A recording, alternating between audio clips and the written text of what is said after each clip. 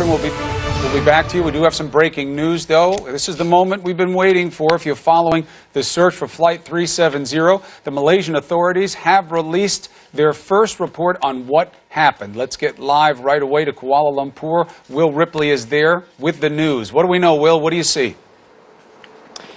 Hey, Chris, yeah, this is the 5-page report I have in my hand right now. We just printed it out, and I have to say, as I'm scanning through it, as we have been saying, there really are no big surprises here. It lays out in detail the time frame of MH370's takeoff, the flight, and then the disappearance as we know it. So it talks about the transponder being switched off. It talks about the last radio communication at 1:19 a.m., the Goodnight Malaysian 370 that we talk so much about.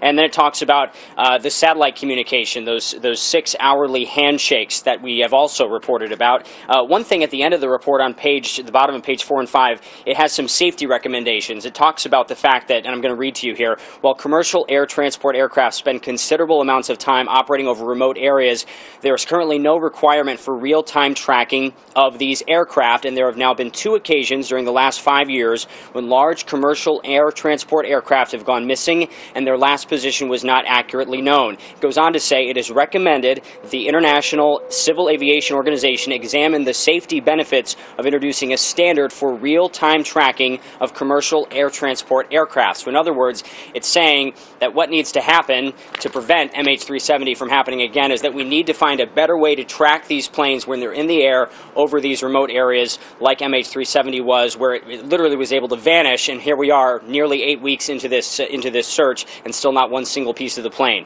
What this report does not include, though, is a lot of answers to the questions we've been asking. Specifically, what is it about the satellite data, the Inmarsat satellite data, that makes investigators so confident that MH370 is sitting in this corner of the southern Indian Ocean and not somewhere else?